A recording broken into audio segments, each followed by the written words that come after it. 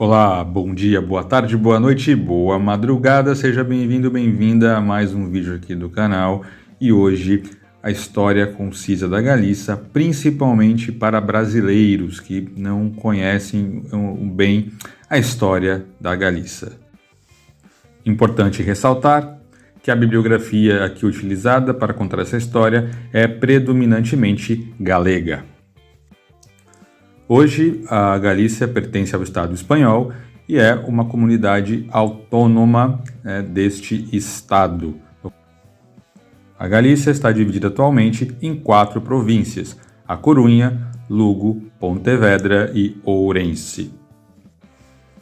Neste mapa, observamos a invasão romana na Península Ibérica, começando ali pela parte sudeste da península, e subindo, invadindo a Península Ibérica, sendo a região atual da Galícia, onde viviam os galaicos, a última região a ser conquistada pelo Império Romano.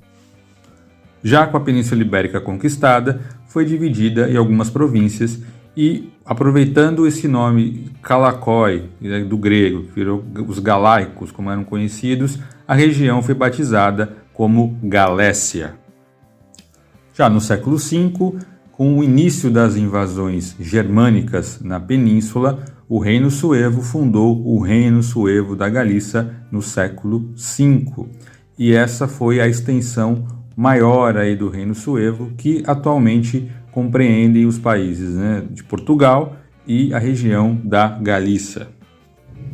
O que é muito curioso para se observar é que essa região, dominada pelo Reino Suevo, é o que compreende hoje aproximadamente os falares, as línguas portuguesa e galega, do tronco galaico. Já no século VI, o reino visigodo, também invadindo a Península Ibérica, acaba conquistando toda a península e anexando o reino suevo da Galícia como uma de suas províncias, mantendo aí a sua nobreza. E esse mapa já é do século VII, um pouco antes da invasão árabe.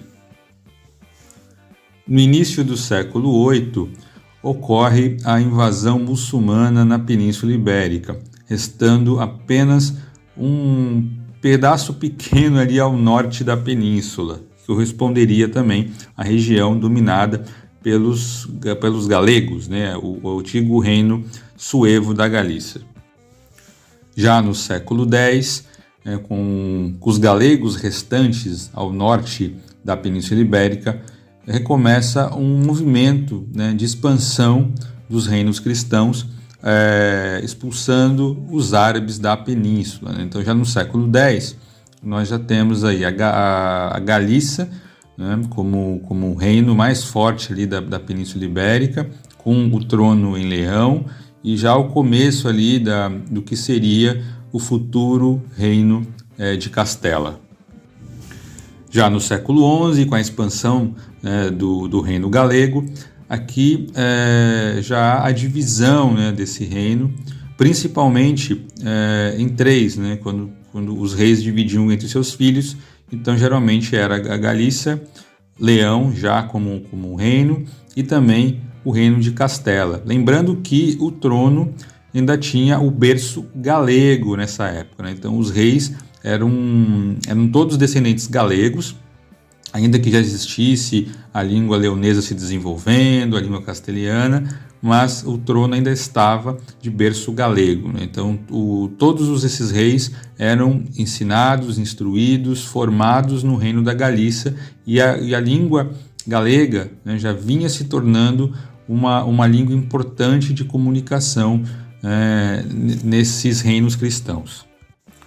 Já no século XII, o reino de Castela começa a ganhar uma certa projeção, auxiliou também na independência do reino de Portugal, o que enfraqueceu o reino galego, ainda que o reino galego existisse e estivesse com o trono em Leão, mas o reino de Castela começa a se expandir e começa a ter uma troca.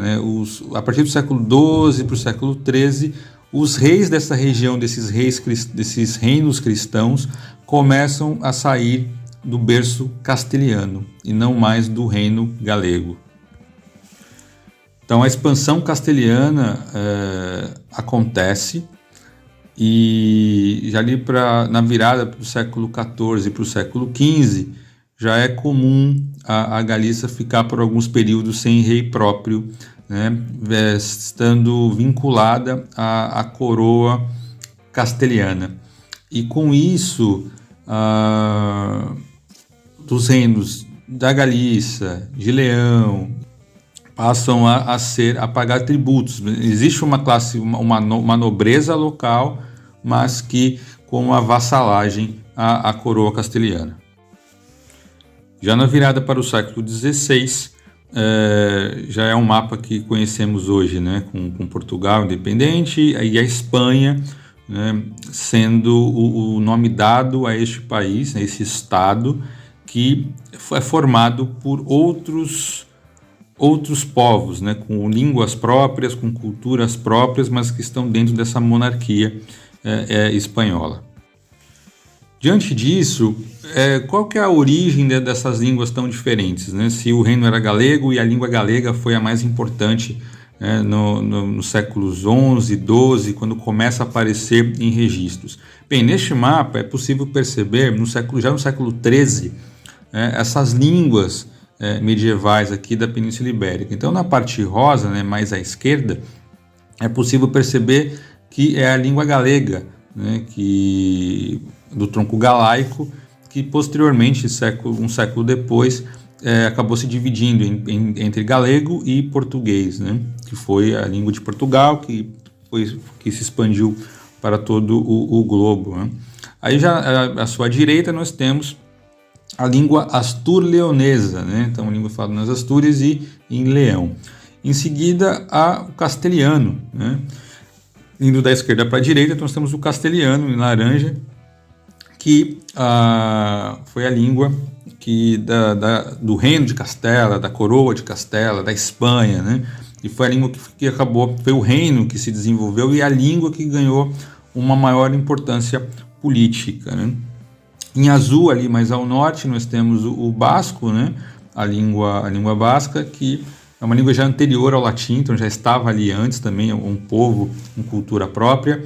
Em amarelo, nós temos o aragonês, né? Então também uma variação também desse romance, né? O catalão, mais à direita ainda, né? Que é também uma outra língua própria, uma outra cultura. E na parte sul, né, da península, ainda, né, no século XIII, ainda existia a permanência, né, dos árabes ali, né, dos muçulmanos. Então a língua ainda era homo-árabe, né, que é essa mistura do árabe com esse romance, né, proveniente do latim. Isso é interessante porque são as principais, né, são os substratos das principais línguas que hoje ainda se falam na Espanha. Então é importante entender que essa divisão linguística ainda persiste. Então a Espanha não é um país que fala somente castelhano, né, por isso que aqui é muito comum as pessoas usarem para denominar a língua como castelhano e não como espanhol, porque todas essas línguas acabam sendo espanholas porque estão dentro do Estado espanhol. É importante lembrar disso, né? Então, o galego é essa língua falada, né, na parte noroeste e que sobrevive até hoje, né? Ainda que com pouco uso, né? Com menos uso, por estar subjugado à língua castelhana. E aqui, por curiosidade, né, o galego e o português são a mesma língua, não são? Basicamente, em estudos de filologia, de linguística, as duas variedades, né, galego e português, pertencem ao tronco galaico, que para muitos se trata de uma mesma língua. Isso não quer dizer que é exatamente igual, né? Claro que os pontos em comum são muito maiores do que as diferenças, né? Então, por isso que eu trouxe aqui as diferenças entre os dois, tá? Lembrando que os pontos em comum são muito mais são muito maiores, são muito mais presentes do que as diferenças. Então, um destaque aqui para algumas palavras, como abofé, que é de certo, abur, que é adeus, agás, que é exceto, o almoço, que é o café da manhã, o chantar, que é o almoço, e a ceia, que é o nosso jantar, né, brasileiro, cativo, que é criança, paráguas, que é guarda-chuva, retranca, que é uma espécie de ironia típica galega, fraga, que é um bosque, enfim, são palavras diferentes aí do que se usa tanto no Portugal como também no Brasil. Então é isso, a Galícia é uma nação histórica, o galego também é um patrimônio imaterial, né? Então é uma língua importante. Como foi apresentado neste vídeo bem rapidamente, foi a língua mais importante aí da Península Ibérica, que formou reis tanto galegos como leoneses, como também castelhanos. Foi importante esse movimento de conquista da Península Ibérica pelos reinos cristãos, e foi a língua que deu origem à língua portuguesa, né? O português ele veio não do latim diretamente, mas do galego, que foi uma língua que veio do latim. Quando se separou o reino galego, se dividiu em Galícia e Portugal. Portugal expandiu seu território e levou essa língua, trocando seu nome para português, que chegou até o Brasil, que é a língua que nós falamos até hoje. Então essa é uma história bem resumida da língua e da história da Galícia, a língua falada até hoje aqui nas 4 províncias galegas. Se inscreve no canal, compartilhe esse vídeo, dá o seu gostei, muito obrigado.